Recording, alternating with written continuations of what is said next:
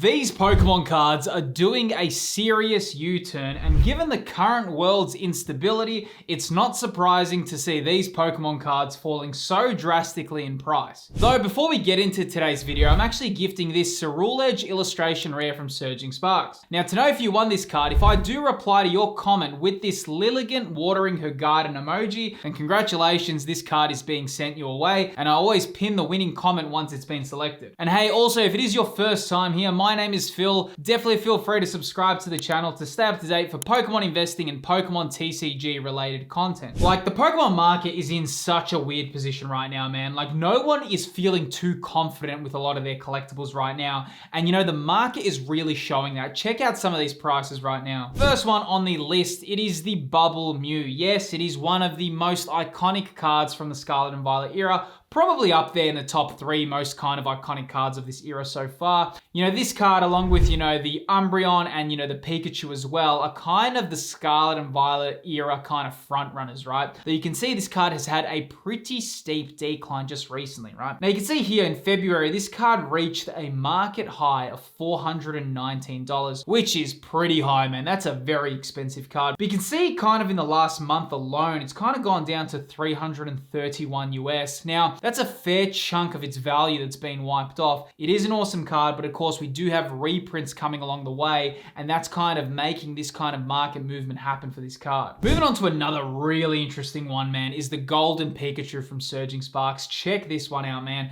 Selling for $136 US. Kind of fell down now to 85. What's even more interesting about this card is if we pull it in the 6-month graph, you can see when this card released, look at that, man, it spiked all the way to 200 US. Right now selling for 85 is kind of interesting because this card is one of the hardest cards to pull in Surging Sparks. In fact, I think Hyper Rares are the most difficult cards to pull in Surging Sparks, but you can see the demand isn't there right now for this card. Now, obviously with some of these cards shown, there's going to be a lot of reprints from the sets, right? And we know reprints are happening. And if you are interested to stay up to date for new reprints, that actually does bring me to today's video sponsor, which is PokeNotify. Now, PokeNotify is a paid Discord which instantly lets its users know when a specific Pokemon product has been restocked at certain retailers. And the key to getting the most use out of the server is by taking the time to set up your notification preferences correctly. Once you've configured your setup, you're going to get accurate notifications sent to your phone the moment a restock or reprint drops. Now, with the amount of reprints on the way, along with releases such as Destined Rivals around the corner, it does become a pretty cool tool to have. Now, if you do want to try it out, there is a 3-day free trial available, and if you do sign up using my discount code, you do get 25% off your first month. All the details for PokeNotify can be found within the description of this video. Now, moving on to another really kind of unique one that kind of happened, and I kind of do have to cover this one off, even though this wasn't ever a super desired card. The Houndor from Obsidian Flames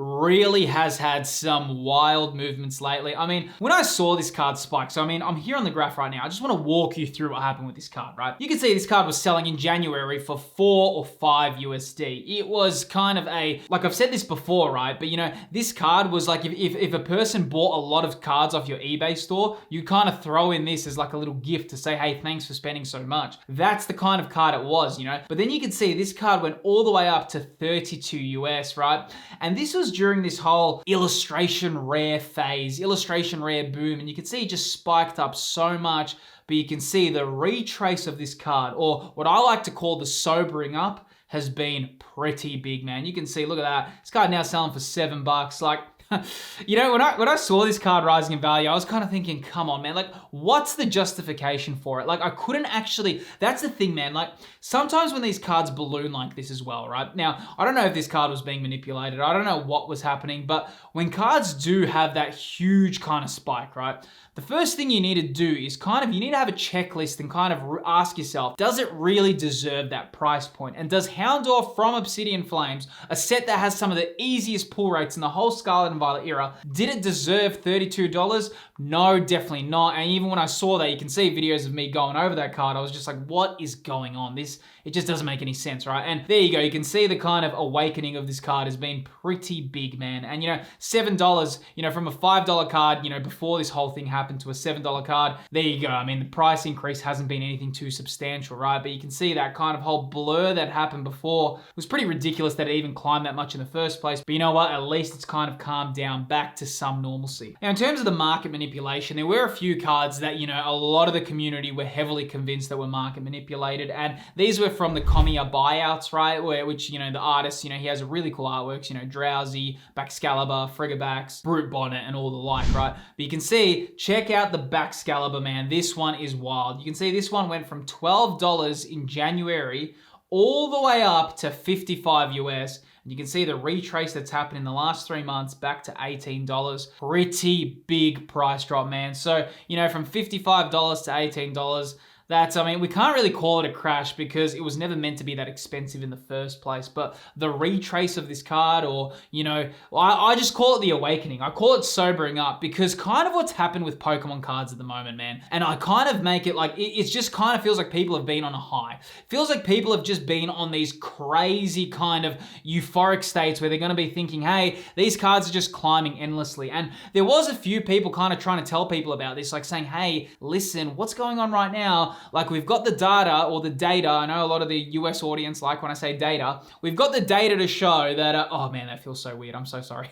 I just can't. I gotta do data. Okay, I'm just sticking with data for now. We can tell, when we were looking at the data, right? The data was showing that a lot of these cards that were kind of going up in value were all to do with Pokemon TCG Pocket and this whole new influx of fans. Now, the problem that we all had during this period, and a lot of us who have been collecting for a while, what we could see very clearly, right, was that there wasn't these people who just genuinely collect Pokemon cards. A lot of these people are leaving right now, right? So the people that were genuinely in the hobby who love collecting, they're going to stay, man. They're going to stay throughout 2025. They're going to be here in 2026. They're going to be here in 2027. A lot of you watching my channel, the person watching this channel is going to be one of those people who stick around for a long time. The people who came in and were trying to get products and flipping, we're going to see them start leaving, especially now because, we are in a bit of a difficult position right now with the world. Obviously things are a little bit more chaotic at the moment. There's all these fears of what's going to happen in the world. So because of that, people aren't just going to be just trying to get these cards so quickly, you know what I mean? So it is going to be very interesting to see how this kind of pans out in the next year. And I do think that we are going to see some pretty hefty price reductions, much more than what we've already been currently seeing. Now, the next one is the Brute Bonnet as well. You can also see this card selling for $8 in February, went up to 35 US, right now selling for $12. Still up from $8 from its previous high, but $12, it was selling for 35. So, you had to be a little bit careful if you were paying those prices. And that's what I mean, man. You got to be careful not to FOMO during those periods. Now, interestingly, Pokemon 151 has had a little bit of a delayed kind of correction. Usually what happens when kind of products come out to the market, right? I kind of did predict that Pokemon 151 would definitely have a price correction, though it's much more delayed than when I thought it would happen. So when Crown Zenith Sea and Sky boxes came out, the market correction for that happened, within 2 weeks, right? All the singles started coming down pretty much straight away, because that's what usually happens when a reprint happens, right? With Blooming Waters, we didn't really see any price movements on the singles for such a long time. Most of the singles were going up when Blooming Waters came out, which was completely the opposite of common sense, right? But we can see that kind of Blooming Waters, the amount of Pokemon 151 packs that have come on the market, we can see now some of the effects taking place. Here we are on the Bulbasaur from 151, the illustration rare, selling for 52 US on March earlier this year, and right now selling for $40. You might be thinking, hey Phil, that's $12, but when you look at that, that's a 23% decrease, man. So, if you saw one of your investments in any other field, or if you saw any kind of price reduction like that, you would say, wow, 23%, that's pretty hefty, right? So it has definitely decreased quite a bit in the percentage value. In terms of just dropping $10, nothing too much, but in terms of the percentage decrease, it is quite significant. You can see the same thing when we look at the Charmeleon illustration rare as well. Check this one out, man. Look at the market movement in the last 3 months. You can see when January, when Blooming Waters kind of released, you can see, look, this climbed from 37 US all the way to 48 US. Where is the common sense there? You're getting more product on the market and the singles are going up in price. That just didn't make sense to anyone, right? When I was looking at this, I was just like, what is going on? Sometimes logic needs to kick in, and this is where I was like, I don't even know how to even predict the market anymore or even make my calls anymore, because what is going on? But as you can see right now, it's had a bit of a delayed effect on the market, right? Blooming Waters, man, if you've seen how much Blooming Waters there is out there, so many packs are being opened right now, and these singles are just coming on the market, and I think a lot of people are realizing like, wow, hold on, there is a lot of 151 singles in the market right now, like way more than we originally thought. And you can kind of see the market is playing that out. Look at this, in February, late February, selling for 48 US, right now selling for $34. You know, that's a pretty significant kind of price reduction, almost 30%. And you know, with all the rumors happening of more 151 coming on the market and the fact that it's the European and the US summer period coming up, man, I wouldn't be surprised to see these keep going down in price, right? I mean, people right now maybe aren't too bullish on Pokemon cards. You know, it's just a natural progression of life. During summer, people kind of want to go travel more. They've got different goals in life. You know, collecting isn't one of them. Maybe collecting becomes more popular in winter because people are home more. You know, we did see that during COVID. So maybe that's going to be a thing that we can start predicting, you know, future trends for these cards, you know, as the years go on, because maybe there is this kind of thing that when people are home more, they like collecting more. I don't know. Now, also when you're seeing this, right, there is a lot of changes happening within the Pokemon TCG. Though if you are interested in getting quick market updates, there's actually a whole section for this on my channel's Discord server. You can see this on the market movers section, and there's also Discord exclusive giveaways. Definitely feel free to join the server. The Discord invite is in the description of this video. Now, of course, the trophy of 151, which is the Charizard from 151, the special illustration rare. You can see this card, man. Look at that. When Blooming Waters came out, 233 US, went all the way up to 292. Again, defied logic, right? You can see now, dropped down to 228. This one's actually gone down pretty hefty in price. Pull that in the month graph, and you can just see that 151 Charizard is just steadily going down in price. You know, I'm really interested to see how the market reacts to this card. I do have a feeling it's going to continue to go down because there's so much Blooming Waters out there. You know, don't get trapped into thinking because you cannot get a set that doesn't mean that a lot of these sets are being opened. Man, there is a lot of Blooming Waters products that came out and they are being ripped by the day. Every second of every day, these Blooming Waters packs are being ripped open right now, and all these Charizards are entering the market. Don't forget, the pull rates for these are not that difficult. Something like Greninja from Twilight Masquerade has way more challenging pull rates than this. Now, the next one is the Lillies Clefiary from Journey Together. Now, it is very, very early days. Only in the last month we've got the kind of pricing data for this card, but you can see, check this out, man.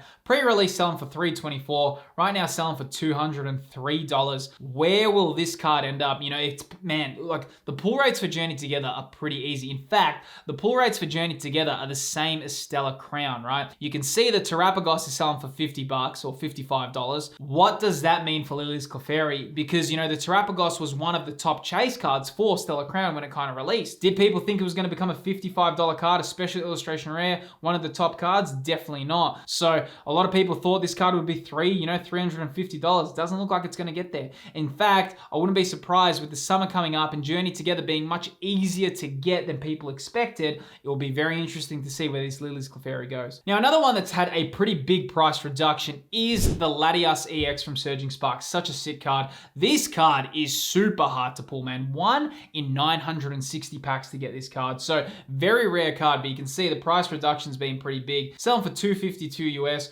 right now selling for $205. Definitely a massive price reduction for this, and it's pretty interesting, right? Because it is quite challenging. So I always like to look at pull rates as well, because I like to make those kind of decisions, right? And when I'm looking at that, $205, not exactly a steal. I would never say that's a good price. Like it's still $200, right? But the fact that it is so difficult to pull, I'm going to be interested to see after the whole reprint of Surging Sparks gets opened where this one ends up. And of course, you can see one that's really coming down in price just recently is the Flareon Special Illustration Rare from Prismatic Evolutions. You can see just in the last month alone from $408 all the way down for $329. And like I've said before, man, I do think Prismatic Evolutions, maybe because we've had so much communication from Pokemon that they're going to reprint the set. You know, Pokemon's actually been pretty open with the fact that they are reprinting Prismatic Evolutions, and they realized that there wasn't enough, or, you know, the newfound demand came in and they couldn't cater to that audience. Whatever happened, right? I do think that a lot of Prismatic Evolution singles will come down in price, especially because I do think Prismatic Evolution is going to have a long reprint window,